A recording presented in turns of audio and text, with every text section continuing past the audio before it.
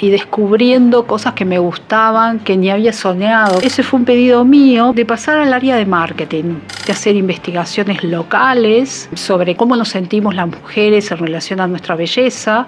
Nunca deberíamos tomar una decisión de corto plazo que sea negativa para el mediano plazo. Las industrias cambian, las audiencias cambian, los profesionales también. Soy Ale Pradere y este es el podcast de Marketers Latam, un espacio de Human Business para entender ese cambio desde adentro. Un espacio para conversar con quienes están moviendo los negocios, la comunicación, el marketing en Uruguay y la región. En este podcast buscamos lo que no aparece en los reportes ni en las presentaciones, la historia humana detrás de los negocios. Acá no venimos a repetir frases de manual ni a contar éxitos perfectos. Venimos a entender el camino real, decisiones, aprendizajes, dudas, intuiciones, fracasos y momentos que cambian carreras. Hoy me acompaña alguien que no solo hace, sino que piensa, siente y transforma. Vamos a hablar de decisiones difíciles, aprendizajes que duelen, intuiciones que guían, momentos que marcan. Vamos a explorar su historia profesional, pero también la historia humana. Porque detrás de los resultados hay personas y detrás de cada líder un recorrido que vale la pena escuchar. Gracias por estar acá. Magnolio Podcast, Marketers Latam y Human Business presentan el podcast de Marketers con Ale Pradere. Presenta Divino. Teresa Cometo es liderazgo en estado puro. Química de formación, doctora del Politécnico de Madrid, emitido por Ingeniería de Organización, Administración y Estadística. Fue Country Manager de Unilever Uruguay y también decana de la ORT, combinando empresa y academia con una mirada estratégica poco común. Tiene 2 hijos, Gustavo y Andrés, y su marido Gonzalo es con quien está casada desde hace 40 años y a quien conoció como compañero de Facultad de Química. Sabe lo que significa dirigir en mercados competitivos, tomar decisiones de alto impacto y formar a las próximas generaciones de líderes. Si querés escuchar cómo se construye gestión con visión, rigor y humanidad, este episodio es imperdible. Marketers con Ale Pradere. Bueno, Teresa, qué honor tenerte acá. Bueno, qué honor el mío. Y nos volvemos a encontrar después de... La vida nos reencuentra. Después de distintos eventos. Siempre nos volvemos. La vida es una calecita, siempre. Me encanta, siempre la vida es una calecita total. Sí. Sí, habrá que andar derecho, Sí, dijera mi abuela. Sí, derechito. Te bajás del caballito, te subís al autito, vas eligiendo distintas cosas y vuelve a girar. ¿Y elegís o la vida te lleva? Y ambas, ¿no? Ambas cosas. Un poco, uno también va siendo protagonista, pero es verdad de que vas descubriendo el camino a medida que lo de que se hace camino al andar, no Total. En vano, es así, ¿no? Hay que andar atento, Sí. dijera Julio de Caro. Sí, Para justamente. saber leer esas señales. Bueno, un placer tenerte acá con nosotros. Me gustaría que nos compartas, más allá de lo que escuchamos de vos, de tu currículum.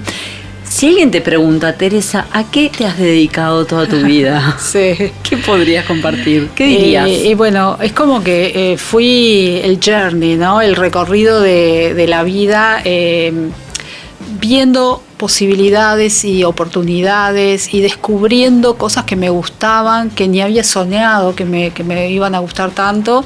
Como que empecé estudiando química y terminé la carrera de química y era muy química, o sea, muy química, me encantaba la carrera, fui docente de química orgánica. Eras de las pocas mujeres, imagino, estudiando la carrera. No tan pocas. En los primeros 3 años eran años comunes con ingeniería química farmacéutica e ingeniería química. Ahí conocí a mi marido, que hace 40 años que estamos casados, y como decía él, si no nos hubiéramos casado con alguien de facultad nos quedábamos solteros, porque estábamos tantas horas adentro de la facultad, pero muy química, me encantaba, me iba muy bien, siempre fui muy, muy estudiosa, porque me encanta estudiar, no porque nadie me obligara. Y bueno, y cuando terminé, entré a Unilever, en ese momento todavía era Sud y compañía, como jefe de laboratorio de calidad y de desarrollo, en la jabonera, en la planta jabonera. Y bueno, y ahí estuve unos años, después Unilever compra Sud y compañía y yo paso a la planta de productos personales, de cuidado personal, también en calidad sostenibilidad y desarrollo, y en un determinado momento había posibilidades de que la producción y el desarrollo, sobre todo el desarrollo de nuevos productos, se centralizara en pocos puntos de América Latina, y estando tan cerca de Argentina, uno de los puntos era Argentina, y tenía la posibilidad de irme allí a seguir trabajando en mi misma área. Pero yo no me quería ir del Uruguay, me encanta este país, adoro este país. Mi marido también, además como buen peñarolense dice, Peñarol está solamente acá, entonces no me puedo ir. Tenías que nombrarlo. Tenía que nombrarlo. Y bueno, y la verdad es que decidí plantear en Unilever qué otras posibilidades tenía de desarrollo. Y ahí me había dado cuenta de que en el desarrollo de nuevos productos me gustaba mucho entender qué es lo que valoraban las personas de esos nuevos productos, ¿no? Y entender un poco las motivaciones. Con las necesidades. Conectaba con las motivaciones, con las necesidades. Y entonces ese fue un pedido mío, por eso digo que a veces uno es protagonista, de pasar al área de marketing. De química a marketing. Sí, que en Unilever no es tan poco común, o sea, es imposible en el otro sentido, claro, porque el conocimiento de química es un conocimiento técnico, pero hacia áreas comerciales hay muchas personas en áreas comerciales que vienen sobre todo de ingeniería química y de química. Así que bueno, empecé a incursionar en marketing, no sin muchos tropiezos, porque yo no había estudiado marketing, y como siempre le decía a mis colegas de las químicas, porque tenemos un grupo de químicas, decía, química es muy difícil la carrera, realmente fue muy difícil, a mí me fue muy bien, pero había mucha gente que demoró muchos años en terminar o que no la terminó. Pero marketing, que es más difícil, más fácil de aprender, es mucho más difícil de practicar que química. Y ellas se enojaban conmigo. Pero decían, ¿por qué es más difícil? Y bueno, porque química es una ciencia. Vos sabés cómo son las reacciones químicas, vos sabés la interacción de los dobles enlaces, etc. En cambio, las personas somos todos diferentes, tenemos motivaciones diferentes, tenemos percepciones diferentes. Y entender eso es muy, pero muy complicado. Pero un desafío intelectual fascinante. Sí, pero fascinante al mismo tiempo. Y bueno, y allí empecé en el área comercial, trabajé 8 años como química, y todo el resto, todos los otros 30 años que estuve en Unilever, trabajé en el área comercial. En marketing, estuve en ventas, y bueno, y terminé finalmente en la gerencia general. Pero al mismo tiempo, como te decía, que me gusta mucho aprender y me gusta mucho estudiar, siempre la pata docente fue algo que me mantuvo activa. De hecho, como química, era docente de química orgánica, fui algunos años, y bueno, y entonces decidí incursionar en la docencia en marketing o en áreas comerciales, marketing y ventas. Y ahí fue que empecé North hace 25 años. Y bueno, y el resto es un camino muy rico, muy lindo, de mucho sacrificio, porque tuve la oportunidad de hacer un doctorado. Para la academia tener un doctorado es súper importante, y allí hice el doctorado en el Politécnico de Madrid junto a otros colegas de Ort, y bueno, y lo terminamos como te decía, con mucho esfuerzo, sábados y domingos, encerrándome para hacer mi investigación y para escribir la tesis. Claro. ¿Cuáles fueron sentís que pueden ser algunos hallazgos que descubriste de los consumidores, de los seres humanos en este juego de laboratorio, llamémosle para hacerlo en términos químicos, que pudiste conocer y descubrir en tu profesión? Y bueno, motivaciones de muy múltiples, ¿no? Y tuve además la oportunidad, trabajando en Unilever, de poder dirigir algunas marcas icónicas, como es DAB, por ejemplo, o como es Nevex, con un propósito muy, muy claro. DAB muy centrado en la autoestima, en liberar a las futuras generaciones de los estereotipos, que eso me llevó a justamente hacer investigaciones locales en el Uruguay, sobre por qué las mujeres, o cómo nos sentimos las mujeres en relación a nuestra belleza belleza, estudios que se hacían en todo el mundo y los pude replicar en el Uruguay, y entender cómo esos estereotipos estaban minando, estaban determinando nuestro comportamiento y nuestra autoestima. El poder dar talleres en quintos, sextos de escuela, primero de liceo, a niñas y a niños en ese sentido. Entonces vas entendiendo en esas diferentes investigaciones cómo operamos y qué es lo que nos interesa a los seres humanos. Pero es tremendamente complejo y, como decía antes, tremendamente fascinante, claro, el poder descubrir. Vos manejabas una compañía con múltiples marcas. ¿Vos sentís que conectabas más con aquellas que el propósito de la marca conectaba con el tuyo personal?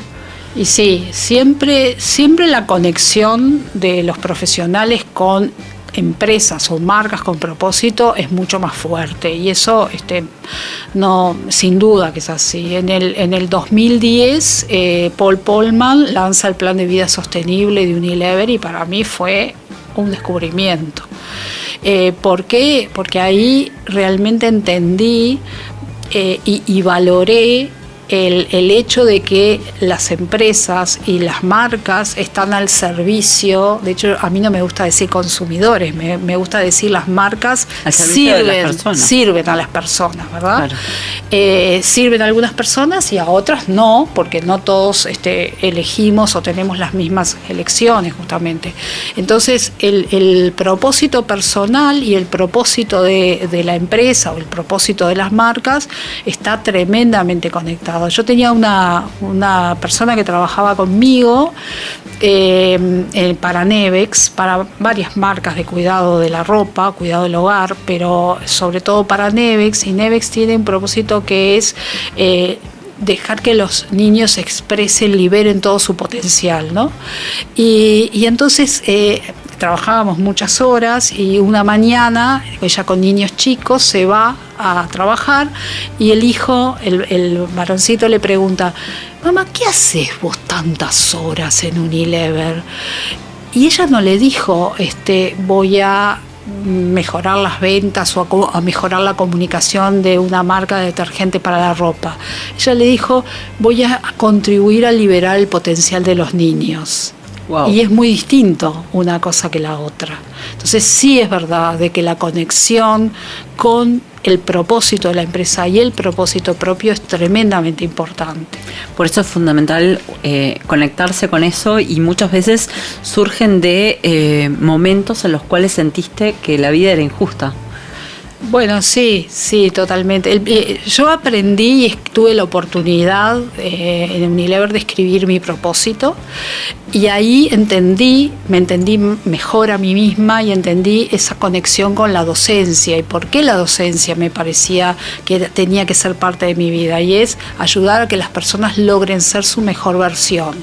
Entonces, en ese sentido, vos decís, bueno, la docencia, qué mejor herramienta para ayudar a que las personas sean su mejor versión, pero también con los equipos directos y también con las personas más vulnerables, que son de las cosas que más satisfacción me han dado. Lo que me ha dado más satisfacción es la diferencia que uno puede hacer en la vida de otros o otras, sean vulnerables o no, sean estudiantes. El cruzarte con un estudiante ya graduado y que te diga: profe, no sabe cómo me acuerdo de la clase tal que me dio, y eso te llena el alma. Claro. Coméntame, ¿tenés algún caso que recuerdes de alguna marca que hayas manejado que sientas que tuvo la valentía de romper con estereotipos o con paradigmas que realmente fueron disruptivas? Y bueno, Dove fue sin duda una marca disruptiva. Aparte, tuve la oportunidad de trabajar con la persona que era el director global de Dove,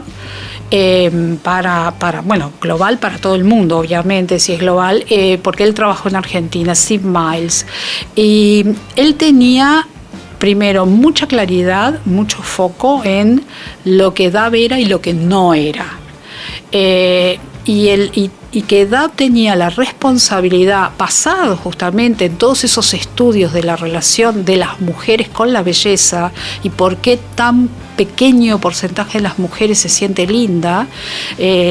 en las distintas encuestas, y acá en Uruguay se confirmó, 2-3% de las mujeres decían, sí, soy linda. Y eso dijo, bueno, ¿por qué pasa esto? Y bueno, pasa porque hay estereotipos y la comparación de la belleza es contra esos estereotipos que son inalcanzables. Entonces DAP tiene esta responsabilidad, y que es liberar a las futuras generaciones de esos estereotipos que hacen que la autoestima sea más baja, que hacen que no se sientan felices en cómo son, en su mejor versión justamente. Y DAP, que es una marca asociada a la belleza, porque DAP tiene cremas faciales, cremas corporales, no tiene solamente desodorantes y jabones, tiene productos para el pelo, es una marca de belleza, rompió con algo muy muy fuerte, y es esos estereotipos. Entonces toda la comunicación tenía que ser representativa de las distintas mujeres, si era para mujeres, también hay productos para hombres, pero tenía que ser representativa de todas las mujeres. No podía utilizar modelos, no podía hacer retoques en las fotos. Claro. O sea, había lineamientos tremendamente claros que respetar. Y la verdad que en ese momento, porque ahora estamos muy acostumbrados a lo que DAP dice, porque ya fue consistente durante muchos años, pero cuando empezó, inclusive dentro de Unilever, habían personas que descreían un poco de que una marca del mundo de la belleza pudiera hablar de esa manera. Cuando hablas justamente de la interna, de que a la interna de repente se dudaba, mi pregunta o reflexión es: ¿cómo la marca es coherente a la interna con esos mensajes que alinea hacia afuera? Porque estamos hablando de propósito de cara hacia afuera, hacia la gente que quiere interactuar con mi marca, pero ¿cómo soy yo coherente con ese propósito a la interna? Sí, muy importante, porque DAP es la misma marca en todas partes. No puede tener un mensaje en un lugar y otro mensaje en otro lugar, más con todo el desarrollo de los medios de comunicación que hoy no identifican o no distinguen fronteras, ¿verdad?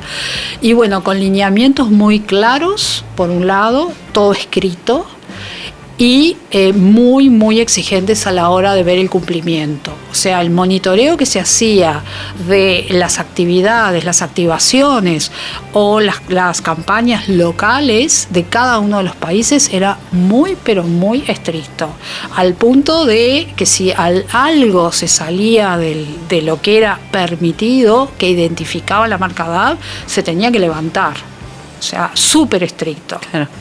¿Cuáles son aquellos indicadores que vos siempre monitoreaste y que de repente no aparecían necesariamente en los informes? A nivel de marcas, a nivel de comunicación, a nivel de la empresa, bueno, todo lo que tiene que ver con la consistencia en la comunicación y en la construcción marcaria es algo que es tremendamente importante, y eso no se ve en los informes. En los informes ves participaciones de mercado, podés ver estudios de mercado, de cuál es la percepción que hay respecto a la marca, pero la construcción marcaria es algo de mediano largo plazo, y esa coherencia es algo que no se ve en los reportes, y que para mí y a mis alumnos siempre les destaco y les recalco la importancia de la coherencia a nivel de comunicación y construcción marcaria. ¿Y vos pensás que ese rol tiene que caer en la persona responsable de marketing, el director de la empresa, el gerente general? ¿Todos? Bueno, el responsable directo es el director de marketing. A veces es marketing y ventas, comercial, ¿verdad? Pero la persona, el director de marketing es el responsable de la salud marcaria y de la construcción marcaria. Ahora bien, a nivel de la imagen que se proyecta hacia afuera de la empresa, el gerente general tiene mucha incidencia.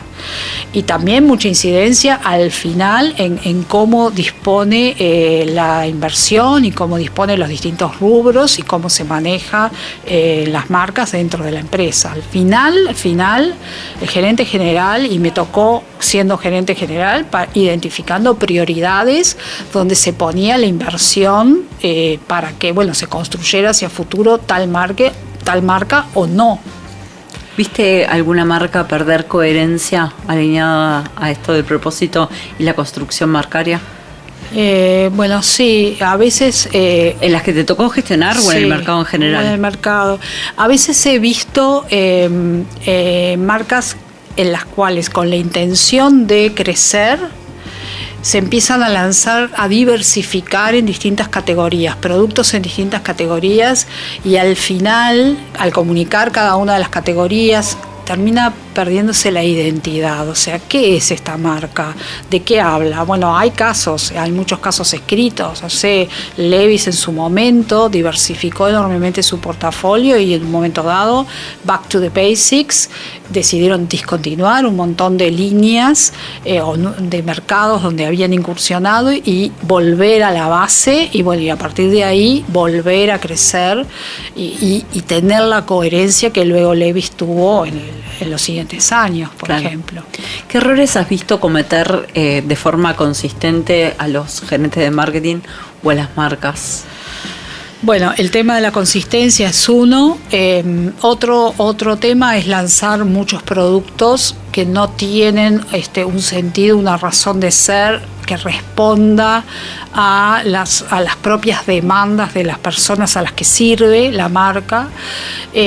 También a veces bajar algunos elementos que son diferenciales de la marca, o sea, para poder optimizar costos, por ejemplo. Ese para mí es un error importante, que a veces hay tentación.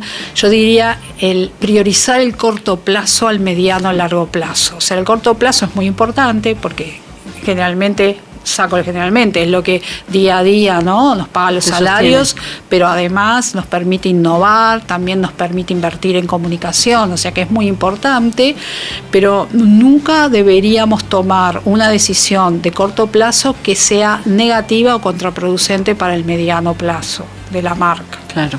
¿Qué roles, habilidades, perfiles crees que van a ser necesarios en los próximos años, dado el auge de la inteligencia artificial y hacia dónde parece que va el mercado laboral? Bueno, hay muchos informes al respecto y la verdad es que se sabe que va a haber, por un lado, que se van a crear más puestos de trabajo de los que se pierden. Eso, según el Economic Forum, es así. Pero además, es importante también destacar de que 40% de las habilidades van a cambiar o van a desaparecer o se van a crear algunas nuevas. Lo que vemos, y ahora más desde la mirada de la universidad, es que la inteligencia artificial generativa es una herramienta que vino para quedarse y que además estimulamos a que se utilice, que estimulamos a que la utilicen los estudiantes, estimulamos a que la utilizan los profesores y las personas en su vida laboral la van a utilizar en facetas muy diversas. Pero lo que está claro es que hay ciertos principios que se tienen que cuidar. Uno es la ética. O sea, el reconocer que se utiliza inteligencia artificial generativa. Que hoy no está regulada, ¿no? No, en la universidad se tiene que utilizar un disclaimer y los estudiantes cuando entregan un obligatorio, por ejemplo, el obligatorio es el trabajo final de semestre. Uh-huh. Cuando entregan ese trabajo final, se estimula que utilicen la inteligencia artificial generativa, pero que lo identifiquen. Y lo que se hace es trabajar mucho desde el oral.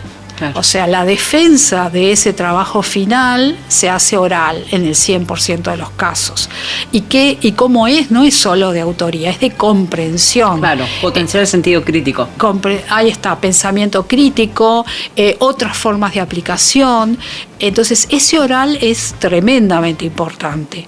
Y en definitiva, todo lo que tiene que ver con pensamiento crítico, seguro que es fundamental, siempre fue fundamental, pero cada vez es más fundamental porque hay elementos repetitivos que a través de la tecnología lo podemos hacer. Y lo otro fundamental es liderazgo. Que el liderazgo, hay un artículo muy interesante que tuve la oportunidad de leer hace algunos años, que es ¿por qué alguien querría ser liderado por ti? O sea, la pregunta al revés. No es qué debe tener un líder, sino por qué Alejandra querría que yo fuera su líder. Y bueno, y ahí es donde empezás a entender, identificar fortalezas de cada persona, integrar equipos, compensando las fortalezas de uno, compensando las debilidades con las fortalezas de uno, de manera que el equipo como un todo sea un equipo tremendamente fuerte. Claro. Además, el destrabar problemas, o sea, ese líder que dice, entiendo los puntos de dolor, no tengo todas las respuestas, pero voy a trabajar contigo para encontrar las respuestas y destrabar las cosas que te están molestando realmente. Esa conexión con las personas es algo que por suerte y celebro, es cada vez más importante y logra, la verdad, muy buenos resultados. Yo siempre pensé, bueno, yo tengo que identificar mis fortalezas y mis debilidades, porque así potencio mis fortalezas y trato de mejorar mis debilidades. Y está bien, pero es mucho más efectivo si el líder observa a todas las personas y le da a las personas la posición en donde la persona puede brillar más y complementarse y construir una dirección única, un objetivo común, donde el que brilla es el equipo. ¿Cómo? Compensando debilidades con fortalezas de otros integrantes. Eso para mí, junto con la comunicación, que muchas veces es algo que no manejamos bien, ¿verdad? El pedirle a alguien algo y no ser claro en qué es lo que se espera o para qué. ¿Para qué sirve lo que estoy pidiendo? ¿Qué diferencia va a ser lo que te estoy pidiendo? Entonces, cuando haces esa actividad, entendés el entorno, tenés un marco de referencia y podés dar lo máximo para eso. ¿No crees que de alguna forma el sistema educativo debería acompañar estas habilidades que estás planteando? Sí, que hoy están contempladas en el sistema educativo uruguayo o estamos en vías de transformarlo? Mira, no puedo hablar de todo el sistema educativo porque no tengo los elementos, pero sí puedo hablar de ORT específicamente, porque además fui decana hasta el viernes pasado, así que lo tengo muy claro, de la Facultad de Administración y Ciencias Sociales, pero puedo hablar por todas las facultades de ORT porque interactúo mucho con los otros decanos, y el tema del liderazgo está presente transversalmente en talleres, en distintas asignaturas, en asignaturas que no son de liderazgo, pero donde el liderazgo está presente también, así como transversalmente también está presente sostenibilidad, que es otro punto, junto con la tecnología, que quería destacar. El hecho de que hacia el futuro las empresas y las marcas van a ser cada vez más elegidas si las marcas tienen un propósito que apunta a la sostenibilidad, al desarrollo económico, medioambiental y social, es un hecho. Ya hay indicadores que están siendo exigidos para exportaciones hacia el exterior y cada vez más las empresas tienen que trabajar con esos principios, donde los resultados son importantes, pero son consecuencia de la forma en que hacemos los negocios. Claro. Y no son poco importantes. Y eso es otra de las habilidades que están presentes en la currícula transversalmente, en cada una de las asignaturas que la aplican. ¿Qué sugerencias le darías a aquellas empresas que quieren empezar a recorrer este camino de sostenibilidad y de poder generar cambios en su cultura y en la forma de hacer negocios? Sí, te puedo hablar de la experiencia de Unilever. Tiene que partir de la cabeza primero. O sea, es top down. Tiene que haber una convicción de la cabeza de la empresa, el cargo que sea, director, gerente general, dueño, de que ese es el camino, porque por ese camino va a haber un impacto positivo económico, social y medioambiental, y que la empresa va a ser elegida por las personas que somos libres de elegir si esa empresa hace sus negocios de esa forma. Y una vez que eso existe, no es que sea necesario un departamento de sostenibilidad, salvo que la empresa sea gigante. No, hay que ser consistente.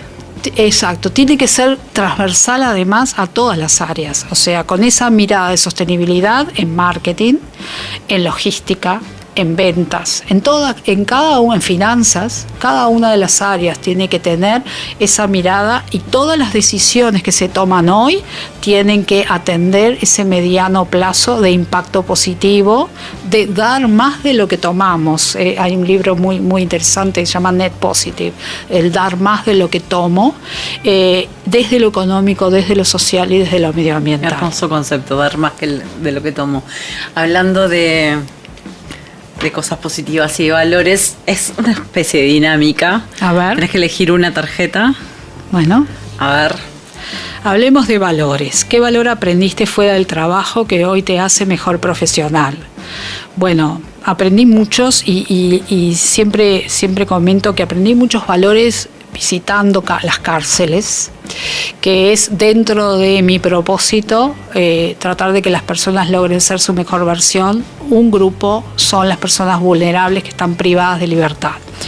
¿Y qué aprendí? Aprendí a no juzgar, aprendí a entender mejor los contextos, aprendí a escuchar mucho más activamente y no estar ya desarrollando la respuesta cuando la persona me está hablando, sino enfocarme en lo que la persona me está diciendo, en escuchar más de lo que hablo, en ser empática. Esos valores los promuevo mucho, sobre todo el sí tener pensamiento crítico, pero no ser crítico hacia la persona, sino pensamiento crítico hacia los hechos que ocurren, ¿no? Y después tengo muchos valores que también aprendí o me dejaron mis padres, mi papá sobre todo, que mis padres eran los dos inmigrantes italianos que vinieron luego de la guerra, se conocieron acá en el Uruguay, se casaron acá, y mi papá tuvo que ir a la guerra. Tenía 18 años cuando empezó la Segunda Guerra Mundial, estuvo en Rusia, luego lo tomaron prisionero y estuvo en Alemania, y era una persona que tenía muy baja educación, 2 años de escuela nada más. De hecho, yo todos los fines de semana, él me dictaba las cartas en italiano para mandarle a su familia y yo se las escribía. Pero mi padre era el que siempre me decía: para ser libre, vos tenés que ser capaz de poder tomar las decisiones de tu vida y ser autosuficiente en el buen sentido, en el sentido de valerme por mí misma.